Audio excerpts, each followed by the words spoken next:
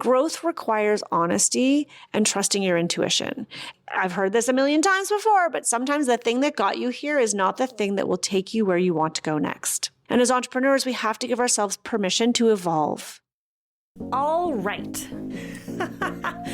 I'm Rebecca Hay, and I've built a successful interior design business by trial and error, podcasts, online courses, and so many freaking books.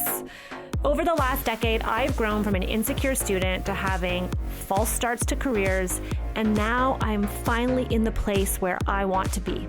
Throughout my journey, it's been pretty obvious that I'm passionate about business and helping other entrepreneurs do the same. Each week, I'll share tangible takeaways from my own experience and the experiences of other badass women to help you build your confidence and change your business. Hey, it's Rebecca, and you are listening to Resilient by Design. Whew. Okay, guys, today's episode is a big one. I'm going to share something that's been quietly forming in the background of my business for a while now.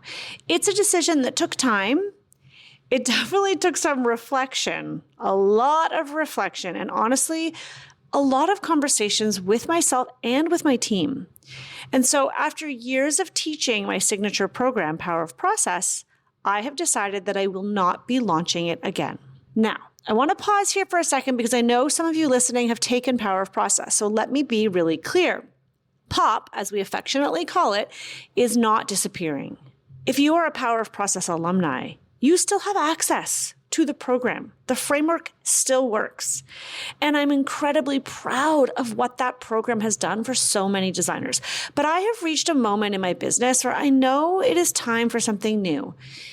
Today, I want to talk about why. Because this episode isn't just an announcement, it's actually a conversation about something even I am nervous to have, but it's also something that every entrepreneur will eventually face. It's that moment when something that has worked really, really well starts to feel like it's no longer the thing that you're meant to do. And I know some of you can relate to this. It's not the thing that I'm meant to build next. And if you're an interior designer running your own business, there's a good chance that you're going to face that moment too. So today I want to talk about pivots, evolution, and how to know when it might be time to let go of something good in order to create something even better, something great. All right, let me take you back a moment to when I created Power of Process. It came from a place of deep frustration, truthfully, that I had experienced in my own business. So like so many other designers, I started out doing everything myself. Design work, client calls, emails, site visits, procurement, billing, managing, marketing, following up with vendors, solving problems, putting out fires, you name it, I did it. And then what I realized over time was this. You can actually be incredibly talented as a designer, but still feel completely overwhelmed if you don't have systems. Power of Process was built to solve that exact problem. I was already helping interior designers with this podcast. I had a marketing course, but I kept getting questions from designers saying things like, what's this process thing you talk about? How do you run that? What's trade day? How do you do a presentation?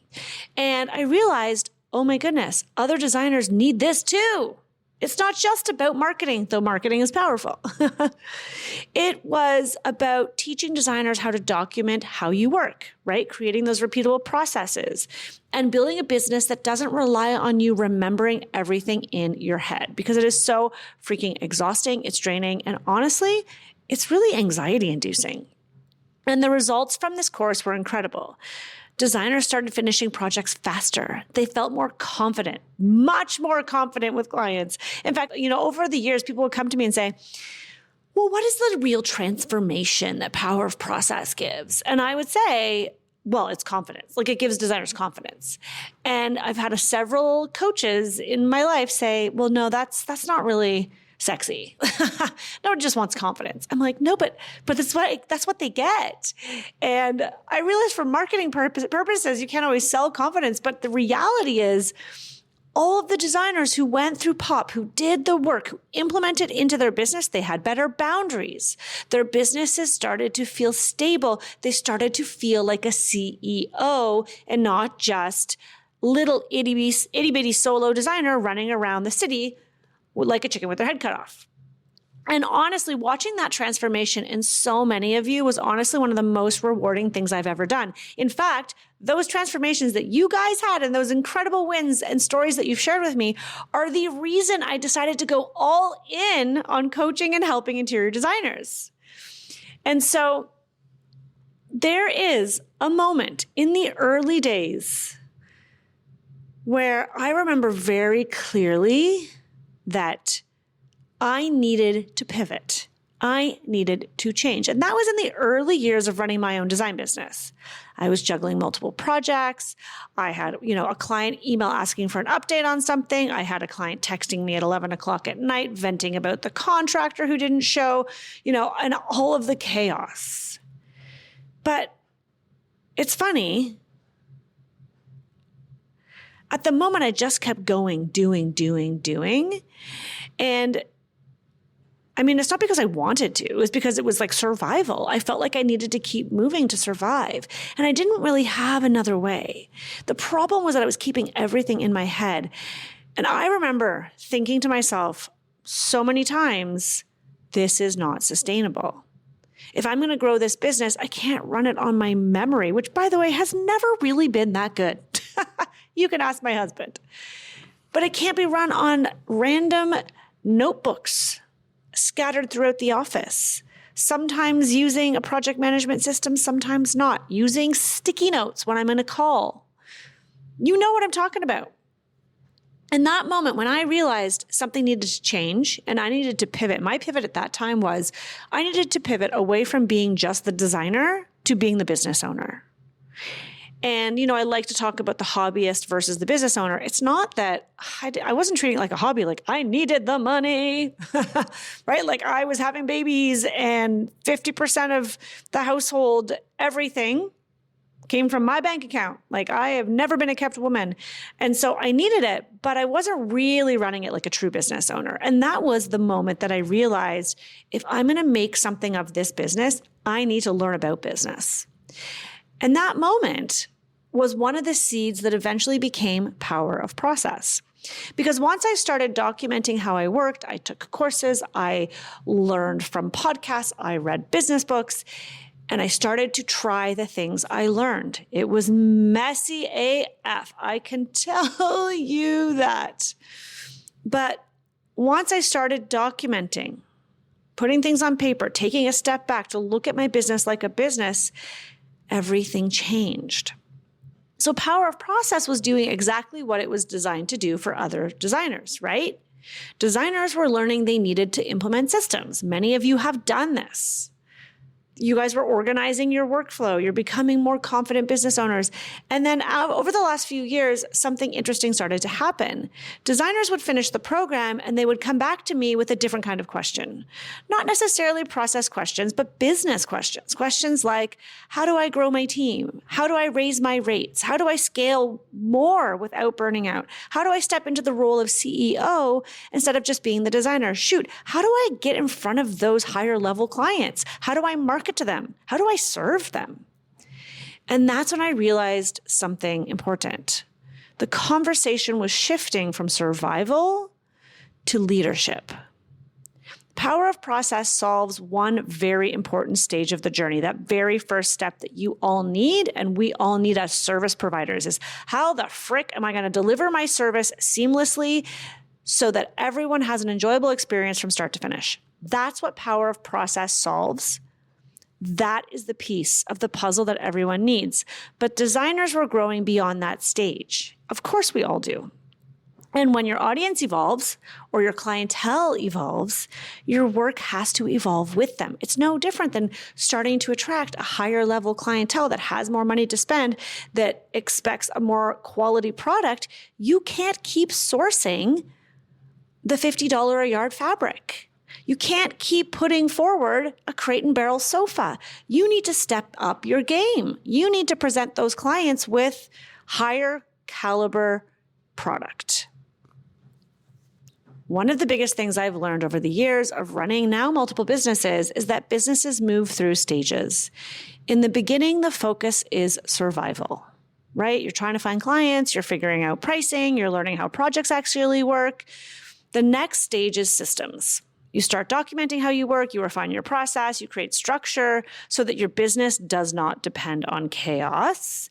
And this is the stage that Power of Process was designed to support, and it has done so beautifully. But then there's another stage many designers eventually reach, and that's leadership. And this is the stage where you're no longer just figuring out how to run projects. And let's face it, you might still be doing that at the same time, but you're figuring out how to run a company, how to run a business. You're thinking about growth. You're thinking about getting your time back, like really. You're thinking about, okay, I loosely have systems and I understand conceptually about process, but I'm not really doing it. I'm not really implementing it.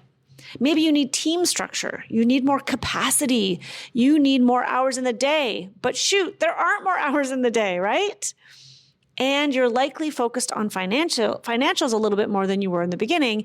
You realize, wait, if I'm going to make something of this, if I'm going to save money to take my family to Disney World, if I'm going to eventually one day semi-retire, shoot, I need to be profitable. It's not enough just to get a beautiful project and feel like, okay, yay, I have money in the bank. And the support that you need at that level becomes a little bit different. And that realization happened to me over the course of last year, because last year was really the first year where I went all in with this coaching business. I went all in supporting interior designers. I did not start a new design project. That was when I started to notice the shift for me. I remember talking to a designer who said, I took Power of Process and I'm starting to work on it, but it just wasn't enough time. I really wish, Rebecca, that you would stick around longer to answer more questions, to have more support. I wish this community wouldn't go away. She's like, I'm starting to learn how to run my projects. And I've done the course or even hadn't really done all of the course. And I know there's many of you out there who've signed up for Power of Process or taken it and attended some live calls. Maybe you kind of watched some of the modules, but you never really made it through the whole thing because it's a lot of information. And that kept sticking with me because the designers who get through the program have incredible results, but then there's also those designers who life gets in the way. But there just wasn't enough time to support those designers through that transformation. And the conversation stayed with me because it made me realize designers don't just need process. You can just hand someone a blueprint. That doesn't mean they're going to implement it. They're going to use it in their business. They're going to find it as effective. Designers need mentorship. Business owners, heck, we all need mentorship. Why do you think I invest so heavily in my own professional development? I'm in 2 masterminds. I've worked with one-on-one coaches because the mentorship helps to give us perspective. We're learning from someone who's a little further ahead in the thing we want to do. And quite often, the best part of mentorship, if you're in the right room, is community. Having that community to help you in the bigger decisions that you need to make of running a business. Raise your hand if you've ever chased a client through 17 email threads trying to get specifications approved. Yeah, we've all been there. There is a program. It's called Programa, and it gives clients a simple approve or reject option for each item. Everything is timestamped, and you have a dashboard view of exactly what still needs to be done. No more digging through email threads and text chains with clients.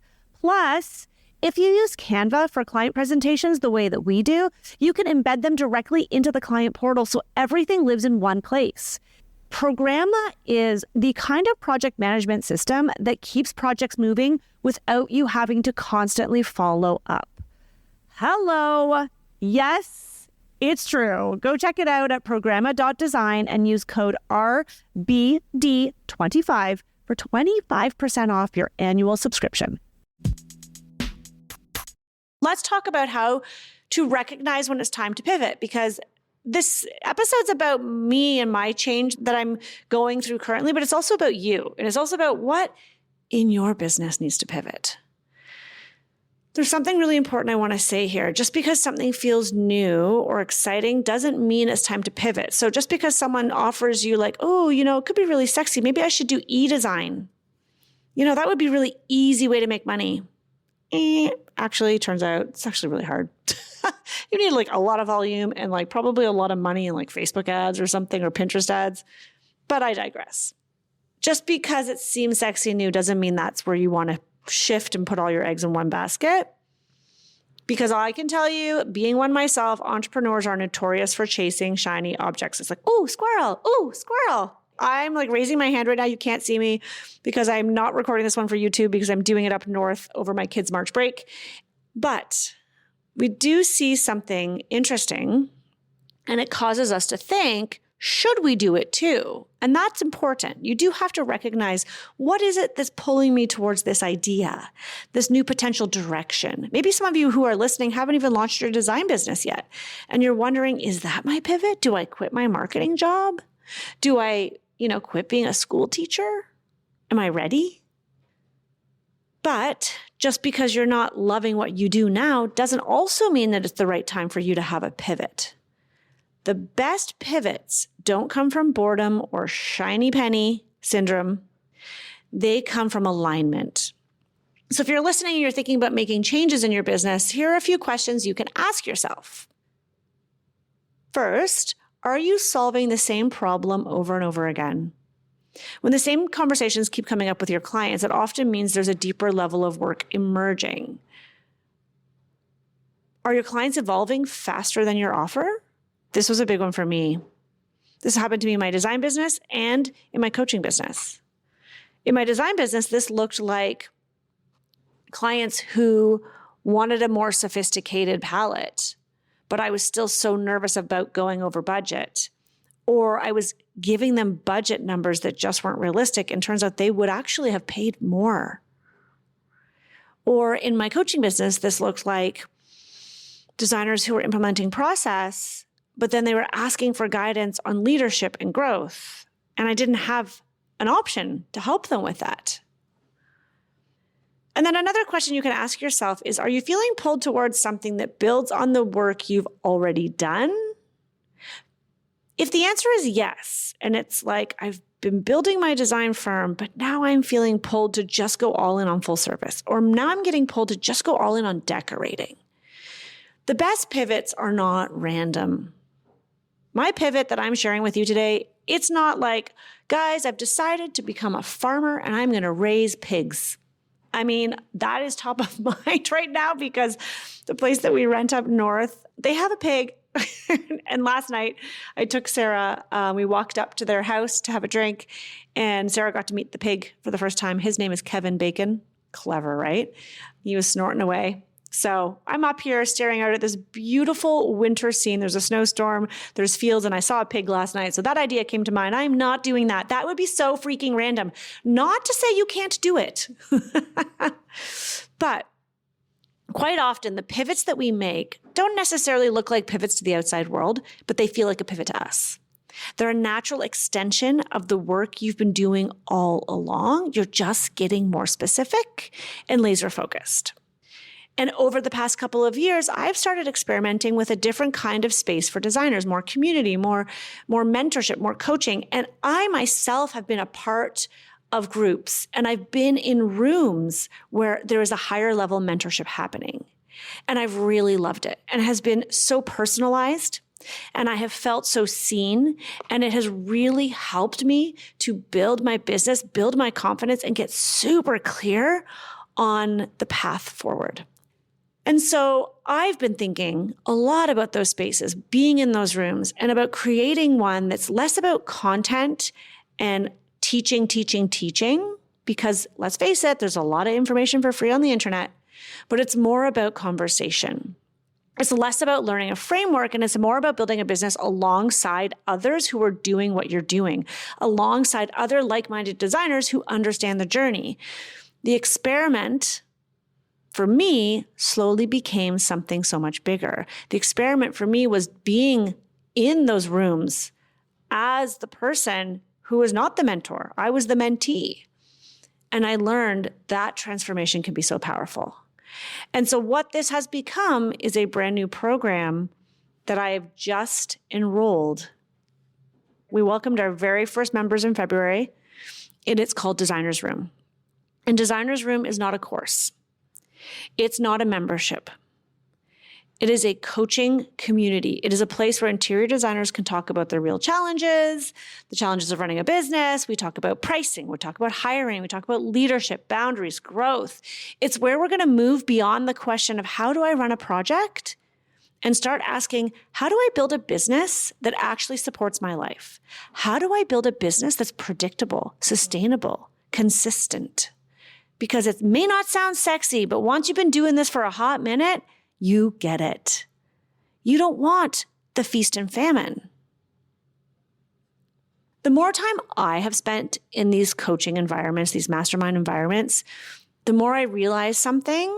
I realize this is the type of work I want to be doing with designers. Also, I'm now pulling from all the things that I've been learning from these incredible mentors in the entrepreneur space, and I can now share that with designers. But letting go can be hard. And letting go of power of process was not an easy decision, and it was not one that I made overnight. As I started to envision what my world could look like if I went all in on one thing, one program that serves designers and didn't have multiple offers, I got excited, but I also got really scared because so many of you wait and you save your money and you're so excited to take power of process, whether it's in the spring or the fall, or sometimes we do it in the summer. And I know there are designers out there waiting for it. I also know that, there's designers who just want to learn at their own pace. But anytime you step away from something that has worked, there's a voice in your head that says all of the things. You guys have those little itty bitty shitty communities in your head, right? There's the voice that cheers you on and tells you, yes, go for it. This is a great idea. But then there's also the voice that questions, that say things like, why would you stop doing this? Does this even make financial sense? It's proven, it's successful. You've put in all the work. People know you for it. And that voice isn't wrong, but we're always, our brains are just trying to protect us, ultimately. And here's what I'm learning. If you don't take a freaking risk in life, it's just not as rewarding.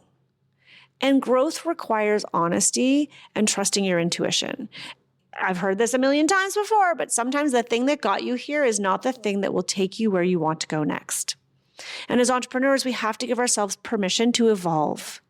So here's what this means for you. If you are listening to this episode and you feel like your business is shifting in some way, I want you to hear this. Change does not mean you failed. It likely means you grew. Every successful entrepreneur I know has gone through multiple evolutions, and you've probably seen this in the entrepreneurs that you follow online. Your services change, your audience changes, your priorities change, your personal life changes. And each stage teaches you something that becomes the foundation for the next. Power of process will always be a part of my journey. And power of process still exists inside my new program. So it is not gone forever. It is not lost. It is way too freaking powerful. If you want to know how to run a project from start to finish, get inside Designer's Room, because power of process in there waiting for you to consume, waiting for you to learn, and waiting for you to implement with all the checklists, all the Canva templates, you name it, it's in there. But I want to help you do more than just build structure in your business. And so the conversation is expanding, and Designer's Room is where that next chapter begins. So this episode isn't really about ending something. It's about evolution. It's about recognizing when the work that you've done has actually prepared you for something new. And I'm really freaking excited, guys. The conversations in that room are already starting to blow my mind. There's designers sharing about project management software. They're sharing about hiring. They're talking about profit margin. We're looking at what does it mean to really time block and work on your business? Like all of those conversations have already begun inside Designer's Room. And if you are someone who finds yourself maybe at a crossroads in your business the way I was last year, I hope you remember this. You are allowed to grow. You are allowed to change direction. Heck, this is your freaking life and your freaking business. And sometimes that is like literally the most powerful thing that you can do as a business owner is just trust the next step that's calling you forward, even if you don't know the future result. I would love to see you inside Designer's Room. We do live workshops. We welcome new members in a handful of times a year. So please, if you see us posting about our predictability framework workshop or another workshop, they're free. Join the workshop. You'll learn a whole lot more and you'll have the opportunity to join us inside Designer's Room. I hope you do, because it's a special room. It's where the magic has already begun, and I cannot wait to support you on a deeper level inside the room this year. Thank you for being here. Thank you for listening. And I want you to take this back with you as you think about yourself, your life, and your business. Is there a pivot that you've been wanting to make but have been afraid to do? What is it? Write it down, journal about it, close your eyes, take a deep breath. What is your body saying? What does your intuition tell you? Is it the right next move? You're just too scared? Or are you just kind of trying to push forward just for the sake of change? Because there's a difference. All right. Let me know where you're at, if you have a pivot, and if you are going to join us inside Designer's Room. I cannot wait to see you there. I'll see you soon. The Resilient by Design podcast is produced by Vera Marquez, edited by Abby Circatella, and hosted by yours truly, Rebecca Hay.